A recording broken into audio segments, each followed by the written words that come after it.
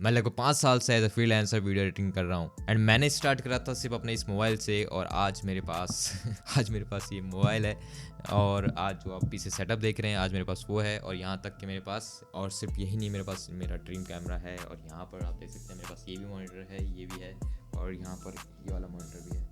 तो ये सारी चीज़ें पॉसिबल हो पाई। तो मैं ये फ्लैक्स नहीं कर रहा हूँ, मैं आपको ये बता रहा हूँ ये सारी चीज़ें पॉसिबल हो पाई वीडियो एडिटिंग की वजह से। तो इस साल मुझे पता है कि बहुत सारे लोग वीडियो एडिटिंग में घुसने वाले हैं, लेकिन उनको एक ऐसी रियलिटी नहीं पता है जिसकी वजह से वो कुछ दिन स्टार्ट करेंगे, काम करेंगे, क्लाइंट को रीच आउट करने की कोशिश करेंगे एंड जब उनको आउटपुट नहीं दिखेगा तो डिमोटिवेट होकर उस चीज़ को छोड़ देंगे। लेकिन आज की इस वीडियो में मैं आपको 30 दिन का ऐसा रोड मैप देने वाला हूँ जो कि मैंने 5 साल में सीखा है। अगर मेरे को वो सारी चीज़ें पहले से ही पता होती जो मैंने इन 5 सालों में सीखा है तो आखिर किस तरीके से मैं आज वीडियो एडिटिंग को स्टार्ट करता, ताकि जो समय मुझे लगा वो समय आपको नहीं लगा, जो गलती मैंने करी वो गलती आप ना करें। तो 30 दिन का रोड मैप देने वाला हूँ जिसको आप फॉलो कर पाएंगे, वीक बाय वीक समझाऊंगा आपको। तो चलिए स्टार्ट करते हैं। तो फर्स्ट वीक स्टार्ट होता है। फर्स्ट वीक में हमें इस चीज़ का ध्यान रखना है कि हमें सीधा एडिटिंग टूल को सीखना स्टार्ट नहीं कर देना है। बहुत सारे लोग इसी में गलती करते हैं कि वो सीधा टूल को सीखना स्टार्ट कर देते हैं, उन्होंने अभी तक समझा ही नहीं कि एडिटिंग आखिर किससे बोलते हैं। आपको फर्स्ट वीक में एक चीज़ डिफाइन करनी पड़ेगी कि आखिर आपको किस तरफ जाना है। क्या आपको लॉन्ग वीडियो को एडिट करना है या शॉर्ट्स वीडियो को एडिट करना है। आखिर ये क्यों जानना ज़रूरी है, क्योंकि शॉर्ट्स वीडियो की एडिटिंग एंड लॉन्ग वीडियो की एडिटिंग टोटली डिफरेंट होती है।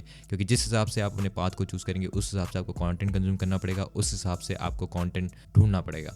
तो इसलिए बहुत ज़्यादा इंपॉर्टेंट हो जाता है कि आखिर आपको शॉर्ट्स की तरफ जाना चाहिए या लॉन्ग की तरफ जाना चाहिए। अगर मैं अपना एक्सपीरियंस से बोलूँ, अगर मैं स्टार्ट करता तो मैं शॉर्ट्स की तरफ जाता। मैं इसलिए जाता क्योंकि पहली बात तो शॉर्ट्स में अभी थोड़ा ज़्यादा पोटेंशियल है, दूसरा आपको पोर्टफोलियो बिल्ड करने में एंड काम करने में ज़्यादा ईजी होगा। जहाँ आप अगर एक लॉन्ग वीडियो को एडिट करने जाएंगे तो अराउंड 6 मिनट की वो वीडियो होगी, उसको एडिट करने से बेहतर आप एक शॉर्ट्स को एडिट कर सकते हैं। आप बहुत तेज़ी से पोर्टफोलियो बिल्ड करेंगे, आप सामने वाले को बहुत ईजिली सैंपल ऑफ वर्क देख पाएंगे। आजकल बहुत सारे लोग शॉर्ट्स वीडियो को ज़्यादा बना रहे हैं as compared to long video, तो यानी टारगेट मार्केट भी अच्छा खासा है एंड आपके लिए ईजी टू क्रिएट भी है। तो इसलिए मैं शॉर्ट्स वीडियो की तरफ जाता। अब आपने अपना फॉर्मेट चूज़ कर लिया कि मैं शॉर्ट्स वीडियो की तरफ जाऊँगा, लेकिन यहाँ पर आपको इस वीक में ये भी समझना पड़ेगा कि आखिर किस तरीके की एडिटिंग करने से मुझे काम मिलेगा। आज से 2 साल पहले एलेक्स हरमोजी स्टाइल वीडियो एडिटिंग चल रही थी, उस समय इस तरीके की एडिटर की बहुत ज़्यादा डिमांड थी। अब वो एडिटिंग टेम्पलेटाइज हो चुकी है, बहुत सारे लोगों से कर पाएंगे।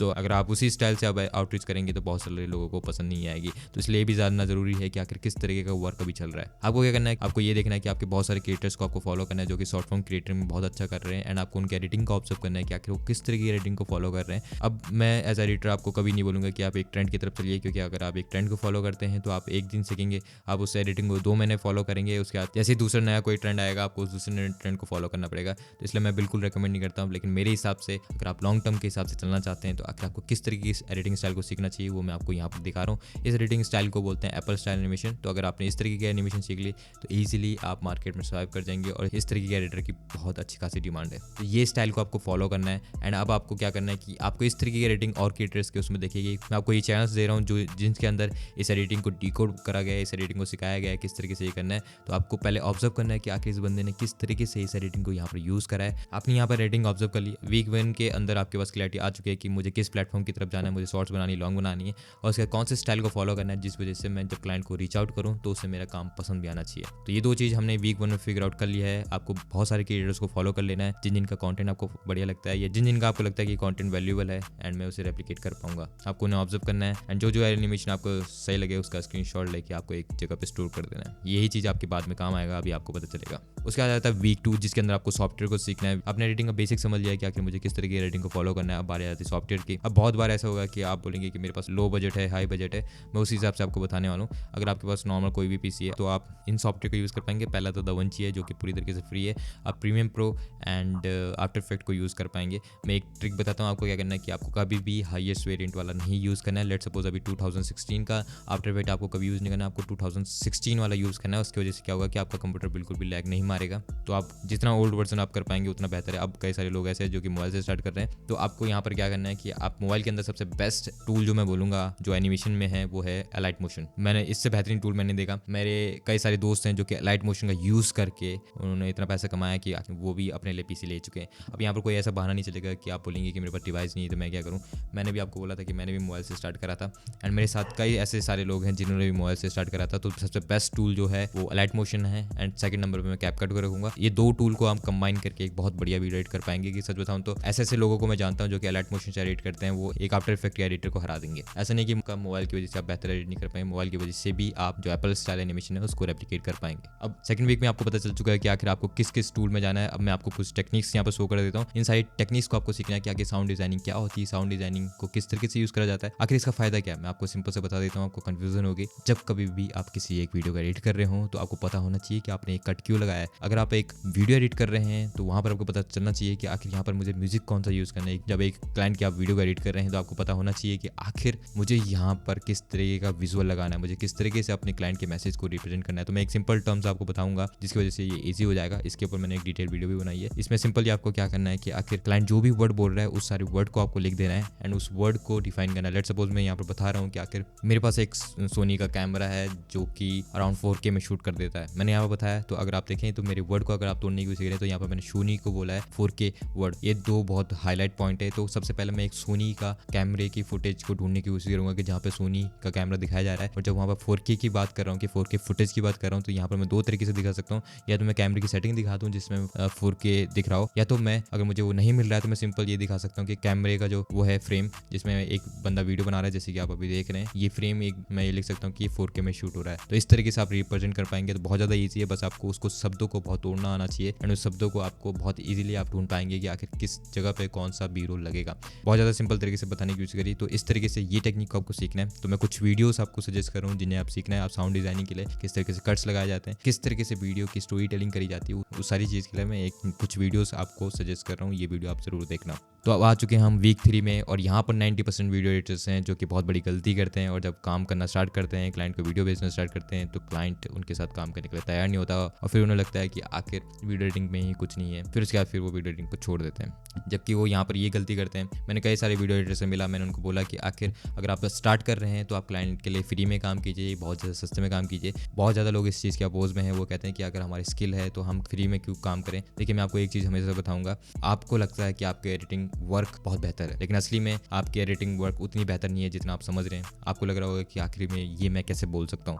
मैं खुद बता रहा हूँ, लेट्स सपोज मैं 2 साल पहले जो मैं वीडियो एडिटिंग कर रहा था, अगर मैं अब वो काम देखूँ मेरे को बहुत ज़्यादा बेकार लगता है कि ये मैंने एडिट किया है। लेकिन अगर सच बताऊँ, अगर मैं उस समय के हिसाब से मेरा माइंडसेट ये था कि आखिर वाह क्या बना दिया मैंने, तो इसलिए उस समय का माइंडसेट ये था कि आखिर कितनी भयंकर मैंने एडिट कर दी, वो मेरा बेस्ट आउटकम था। लेकिन आज अगर मैं उसे देखूँ तो वो मेरा वर्स्ट आउटकम है। और यहाँ तक कि नहीं, जब मैंने एक बार हायरिंग करने की कोशिश करी थी तो बहुत सारे लोगों ने वीडियो एडिटिंग का अपना पोर्टफोलियो भेजा था। एंड सच बताऊँ तो एज अ वीडियो एडिटर आपने ये सोच के मुझे वो काम वहाँ पर डाला है कि आपका बेस्ट है, लेकिन सच बताऊँ तो बहुत ज़्यादा वर्स्ट काम था, क्योंकि आज के समय में लोग बिल्कुल भी स्किल पे ध्यान नहीं दे रहे हैं। वो जो भी उनका फटाट से हो जा रहा है उसको कंप्लीट करके डाल दे रहे हैं। लोग बहुत कम मेहनत करने की कोशिश कर रहे हैं। तो इसलिए मैं बता रहा हूँ कि आखिर आपको लगता है कि आपका एडिटिंग वर्क बढ़िया है, लेकिन असली में आपकी एडिटिंग वर्क अभी इतना ही इंप्रूव नहीं हुआ है। तो वहाँ पर आप क्या चीज़ कर सकते हैं, मैं आपको 2 ही चीज़ सजेस्ट दूंगा। मैं आपको कुछ क्लिप्स सजेस्ट कर रहा हूँ नीचे, जिनके ऊपर आप अपने एडिटिंग वर्क्स को इंप्रूव कर पाएंगे। कुछ पॉडकास्ट की क्लिप्स दे रहा हूँ जिसके ऊपर आप अपने वर्क को डाल पाएंगे एंड उसको इंस्टाग्राम पे डालिए, मुझे टैग कीजिए। मैं उसके अंदर डिटेल रिव्यू दूंगा आपको। इंस्टाग्राम पे मैं आपको डिटेल रिव्यू दूंगा, चाहे वॉइस मैसेज के थ्रू दूँ या चाहे टेक्स्ट मैसेज के थ्रू दूँ। तो आप मुझे उस पर टैग कीजिए, मैं डेफिनेटली आपकी उन वीडियो को रिव्यू करूँगा। एंड दूसरा, अभी आपके पास काम इतना ज़्यादा नहीं है तो मैं रिकमेंड यही करूँगा कि आप किसी भी क्लाइंट को रीच आउट करें तो उनको हमेशा फ्री सैंपल देने की कोशिश करें।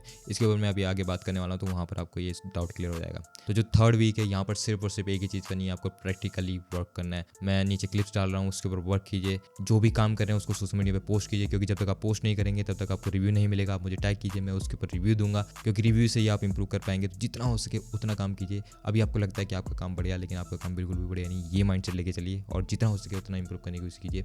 तो अब आ चुके हैं हम 4थे और आखिरी पड़ाव में, जहाँ पर आपने अपने काम को अच्छा खासा एक्सपेरिमेंट कर लिया है। आपने ये सीख लिया है कि मुझे किस डायरेक्शन की तरफ जाना है, किस एडिटिंग को फॉलो करना है, किस तरीके से एडिटिंग को फॉलो करा जाता है, किस तरीके की एडिटिंग मेरे क्लाइंट को पसंद आ सकती है। एंड आपने वो बहुत ज़्यादा एक्सपेरिमेंट भी कर चुके हैं, आप इंटरनेट पे पोस्ट कर चुके हैं, आपको रिव्यू मिल चुका है। अब आती है 4था पड़ाव, जो कि उतना ही इंपॉर्टेंट है जितने इंपॉर्टेंट मैंने आपको ये 3 पड़ाव बताए। अब लेकिन क्लाइंट को रीच आउट करने से पहले मैं आपको कुछ चीज़ बताऊंगा, जिन चीज़ों का आपको बिल्कुल ध्यान रखना है। अगर ये 4था पड़ाव ऐसा है कि जिसमें आप क्लाइंट के साथ काम करने वाले हैं, लेकिन यहाँ पर आपको एक चीज़ का ध्यान रखना पड़ेगा। जो चीज़ मैं चाहता था कि खास मुझे पहले बता दे कोई, वो है कि आपको कुछ टूल्स हैं जिनको आपको सीखना पड़ेगा। ये बहुत कम लोग बताते हैं। मैंने आज तक देखा नहीं कि कोई ये बता रहा है कि आखिर आपको साथ में कुछ ऐसे टूल्स भी सीखने पड़ेंगे जिसके साथ आप क्लाइंट से अच्छे से कम्युनिकेट भी कर पाएँ। आखिर ऐसा क्यों? क्योंकि जब मैंने पहली बार किसी इंटरनेशनल क्लाइंट के साथ काम करा था तो गूगल ड्राइव में वर्क नहीं करते, वो व्हाट्सएप में वर्क नहीं करते थे यूजिंग अ स्लैक, वो frame.io का यूज़ करते हैं। एंड उस समय मैं इतना ज़्यादा घबरा चुका था क्योंकि क्लाइंट को वीडियो देनी है, यहाँ मेरे को वीडियो एडिटिंग भी सीखना पड़ेगा, यहाँ मुझे ये भी सीखना है कि आखिर इन टूल को कैसे यूज़ करते हैं। तो इसलिए मैं आपको बोलूँगा, आप सैम्पल के लिए कुछ नहीं करना, आपको एक frame.io अकाउंट बनाना है। frame.io आपको किस चीज़ में मदद करेगा? रिव्यू देने में मदद करता है। जब कभी भी आप मोस्टली इंटरनेशनल क्लाइंट जो है frame.io पे ही वर्क करते हैं, आपको सिंपली फ्री अकाउंट के अंदर आपको 10 GB स्टोरेज मिल जाता है जिसमें आपको वीडियो को अपलोड करना है, आपको अपलोड करके शेयर करके देखना है कि आखिर किस तरीके से वर्क होता है, किस तरीके से आप रिव्यू दे रहे हैं तो आपको नोटिफिकेशन किस तरीके से आ रहा है। तो आपको बस ये चीज़ सीखनी है। और दूसरा टूल आपको सीखना है वो है स्लैक, कम्युनिकेशन के लिए। Most of the foreigner clients slack का यूज़ करते हैं, वहाँ व्हाट्सएप नहीं चलता है, तो आपको स्लैक को सीखना पड़ेगा। स्लैक बहुत ईजी है, आपको ज़्यादा डरने की जरूरत नहीं। आपको फर्स्ट फेज में ऐसा लगेगा कि आखिर ये क्या चीज़ है, क्योंकि स्टार्टिंग में भी मुझे ऐसे लगा था, लेकिन आपको ज़्यादा 1 घंटा लगेगा उसे सीखने में। आपको बस ये देखना है कि आखिर चैनल कैसे बनाया जाता है और चैनल में किस तरीके से लोगों को ऐड करा जाता है, और फिर आपको मैसेज जब आप करेंगे तो नोटिफिकेशन किस तरीके का आता है। तो बस ये 2 टूल्स आपको सीखना ज़रूरी है। ये चीज़ मैंने आपको ऐसे बता दी कि आपको तब पता चलेगा जब आप असली में किसी क्लाइंट के साथ काम कर रहे होंगे और आप ये चीज़ पहले से सीख रखे होंगे। तो क्लाइंट जब आपसे पूछेगा कि कौन सा टूल आप यूज़ करते हैं, तो आप वहाँ पर झूठ नहीं बोलना पड़ेगा, आप असली में उन टूल्स का इस्तेमाल कर रहे होंगे जो कि क्लाइंट को पसंद है। अब ये 2 चीज़ तो आपने सीख ली। एक और चीज़ है जो कि मोस्ट इंपॉर्टेंट है, वो है इंग्लिश कम्युनिकेशन। मैं इंग्लिश राइटिंग के बारे में बात नहीं कर रहा हूँ, मैं इंग्लिश कम्युनिकेशन के बारे में बात कर रहा हूँ। क्योंकि सच बताऊँ तो ये एक ऐसी स्किल है जो कि आपकी वीडियो एडिटिंग से बेहतर है। जी हाँ, मैं सच कह रहा हूँ, ये एक ऐसी स्किल है जो कि आपकी वीडियो एडिटिंग से ज़्यादा वैल्यू रखती है। क्योंकि अगर आपने सिर्फ इंग्लिश कम्युनिकेशन सीख ली तो आप अपने प्राइस जो वीडियो एडिटिंग का है उसका 3x 4x चार्ज कर पाएंगे, क्योंकि आप एक इंटरनेशनल क्लाइंट के साथ कम्युनिकेट कर पाएंगे अच्छे से। अगर आपको अपनी इंग्लिश कम्युनिकेशन बिल्कुल भी सही नहीं आती तो आपके लिए एक प्लस पॉइंट है कि आपको अब जो इंग्लिश सीखनी है वो ब्रिटिश इंग्लिश को सीखने की कोशिश करनी है। जी हाँ, आपको नॉर्मल इंग्लिश सीखने की ज़रूरत नहीं है, आपको ब्रिटिश इंग्लिश सीखने की ज़रूरत है। और आपके लिए एडवांटेज क्या है कि अभी तक आपने इंग्लिश को इतनी अच्छी तरीके से सीखा नहीं है, तो आप जो भी वोकैबुलरी सीखेंगे आपके लिए हर चीज़ नई है। आप चाहे ब्रिटिश सीखें, चाहे नॉर्मल इंग्लिश सीखें, चाहे इंडियन इंग्लिश सीखें, दोनों में आपको सेम टाइम लगेगा। तो इसलिए मैं रिकमेंड करूँगा कि आप ब्रिटिश इंग्लिश की तरफ जाएँ, ताकि जब कभी भी आप क्लाइंट के साथ बात करें तो ये प्रिटेंड ना हो कि आखिर आप इंडियन है। क्योंकि सच बताऊँ, झूठ या सही रियलिटी यही है कि आखिर इंडियन पर्सपेक्टिव सामने वाले क्लाइंट के माइंड में एक लो टिकट बैरियर है कि आखिर अगर कोई इंडियन उनके साथ काम कर रहा है तो इसका मतलब चीप लेबर है, उसको हम सस्ते में काम करा सकते हैं।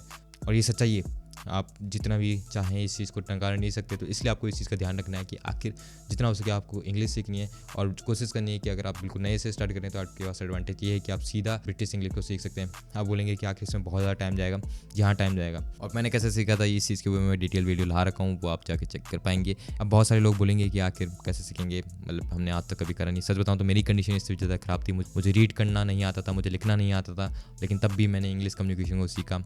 अभी भी मेरी इंग्लिश कम्युनिकेशन बहुत परफेक्ट नहीं है, लेकिन मैंने वहाँ से सीखा है, तो उम्मीद करता हूँ आप मेरे से तो आगे ही होंगे। तो आपको कम से कम इंग्लिश पढ़ना आता होगा, सच बताऊँ तो आपके लिए ज़्यादा ईजी है, आप सीखिए। एंड एक चीज़ हमेशा ध्यान रखना, आउट ऑफ टॉपिक जा रहा हूँ थोड़ा, लेकिन एक चीज़ का ध्यान रखना, जिस चीज़ में पहुँचने में आपको जितना ज़्यादा टाइम लगेगा, आप समझ जाइए उतना कम कॉम्पिटिशन आपको ऊपर मिलेगा। ये चीज़ का हमेशा ध्यान रखना। अगर कोई स्किल है जिसको आप 10 दिन के अंदर सीख सकते हैं, तो आप समझ जाइए कि उसके अंदर उतना ही कॉम्पिटिशन है। अगर कोई स्किल है जिसको सीखने में आपको 2 साल लग रहे हैं, तो आप मान के चलिए उसके अंदर उतना ही कम कॉम्पिटिशन है और उतना ही ज़्यादा पैसा आपको मिलेगा। तो इसी चीज़ का आपको ध्यान रखना है कि आप इजी पाथ की तरफ मत जाइए, क्योंकि जितना आप ज़्यादा आप इजी चूज़ करेंगे उतना ज़्यादा स्ट्रगल आपको बाद में फेस करनी पड़ेगी। तो इसलिए अगर आपको लगता है कि अगर मैं इंग्लिश सीखने में मुझे एक साल लग रहा है, 2 साल लग रहा है, तो आप सोचिए कि दूसरे को भी इतने साल लगने वाले हैं, कि अगर वो आपसे कॉम्पीट करना चाहता है तो उसको कम से कम उसे सबसे पहले इंग्लिश सीखनी पड़ेगी, और इंग्लिश सीखने में उसे 1 साल लगेंगे, और उसी 1 साल के अंदर आप और ज़्यादा मेहनत करके और ज़्यादा पावरफुल बन सकते हैं। आपको हमेशा एक चीज़ का ध्यान रखना, ये एलेक्स अनुजी ने बोला था कि आखिर अगर आप किसी चीज़ को करने में आपको कठिनाई महसूस हो रही है, तो आपको ये चीज़ माननी है कि आप ही को नहीं, ये औरों को भी कठिनाई हो रही है, और इसी वजह से बहुत सारे लोग इस चीज़ को क्विट करने वाले हैं। तो ये आपके लिए एडवांटेज है। अगर इसका पाथ हार्ड है तो इसका मतलब बहुत सारे लोग बहुत स्टार्टिंग में क्विट कर देंगे। तो इसलिए इसको एज एडवांटेज लिए कि अगर यहाँ पर पहुँचने में, अगर आपको ये चीज़ करने में प्रॉब्लम आ रही है, ये चीज़ करने में आपको हार्ड लग रही है, तो आपके पास एडवांटेज ये है कि 90% लोग क्विट कर देंगे, क्योंकि आज के समय में लोग मेहनत नहीं करना चाहते। तो इस चीज़ का आपको हमसे ध्यान रखना है। अब आपने यहाँ पर सॉफ्ट स्किल को सीख लिया, मैंने आपको बता दिया को टूल कौन सा यूज़ करना है, कम्युनिकेशन किस तरीके से सीखनी है, वो सारी चीज़ें मैंने आपको बता दी। अब बात ये आती है कि क्लाइंट लाने की, तो 2 तरीके से आप क्लाइंट ला सकते हैं। पहला होता है कि आप किसी एजेंसी के साथ काम करें एज ए वीडियो एडिटर, और दूसरा तरीका होता है कि आप डायरेक्टली किसी क्लाइंट के साथ रीच आउट करके उसके साथ वर्क करें। तो अगर आप बिल्कुल स्टार्ट कर रहे हैं तो मैं आपको रिकमेंड करूँगा कि आप पहले तरफ भी जाएँ, जिसमें आप किसी एजेंसी के साथ या किसी पर्सन के साथ जो कि ऑलरेडी किसी क्लाइंट के साथ काम कर रहा है, यानी एजेंसी, उनके साथ अगर आप काम करेंगे तो आपको अच्छा खासा एक्सपीरियंस मिलेगा। यहाँ पर मैं आपको एक एजेंसी रिकमेंड करूँगा, वो है सुबह की एजेंसी। इन्होंने मेरे को बिल्कुल पैसा नहीं दिया इस चीज़ के लिए, लेकिन अपने एक्सपीरियंस से बोल रहा हूँ, मैं सुबह से मिल चुका हूँ एंड मैंने देखा है कि आखिर वो अपने एडिटर को किस तरीके से पे करते हैं। एंड सच बताऊँ तो जितना मनी वो पे पे कर रहे हैं अपने एडिटर को, उतना तो मैं भी क्लाइंट के साथ डायरेक्ट काम करके नहीं ला पाऊंगा। मुझे बहुत ज़्यादा मुश्किल होगी उस रेट पे क्लाइंट को कन्विंस करना, और सुबह आपको एज अ वीडियो एडिटर वो मनी दे रहा है। तो बस आपको एक ही चीज़ का ध्यान रखना है कि सुबह की कुछ कंडीशंस हैं वो फॉर्म में आपको नीचे दे दूंगा, जिसमें आपको अगर आप इस तरीके की एडिटिंग सीख पाएंगे और इंग्लिश कम्युनिकेशन को अच्छे से समझ पाएंगे तो आप सुबह के साथ काम कर पाएंगे। सच बताऊं तो टू बी ऑनेस्ट, अगर मैं ये काम नहीं कर रहा होता, यानी मैं अभी तक क्लाइंट, मेरे पास कोई क्लाइंट नहीं होता, तो मैं सुबह के साथ ही काम करने की कोशिश करता, मैं सुबह के साथ ही ज्वाइन करने की कोशिश करता, क्योंकि वहाँ पर आपको वर्क कल्चर बहुत बढ़िया मिलेगा। एंड दूसरा, सुबह वो पे कर रहा है जो कि मुझे नहीं लगता इंडिया में कोई और एजेंसी पे कर रही है वीडियो एडिटर्स को, कि आपको डायरेक्टली क्लाइंट के साथ काम करने की भी ज़रूरत नहीं। एंड अगर आपको दूसरे तरीके से जाना है, दूसरा तरीका है आउटरीच के थ्रू। इसके ऊपर मैंने डिटेल वीडियो बना रखी है, आखिर आप किस तरीके से आउटरीच कर पाएंगे, किस तरीके से मैं मेथड, किस तरीके से मैंने अपना पहला इंटरनेशनल क्लाइंट क्लोज करा था जिसने मुझे $1000 अचीव करने में मदद करा। तो वो वीडियो ये रही, आप इस वीडियो को देख पाएंगे। उम्मीद करता हूँ इन 4 स्टेप्स के अंदर आप बहुत अच्छे से इस चीज़ को सीख पाए होंगे। ओके, ठीक है, बाय।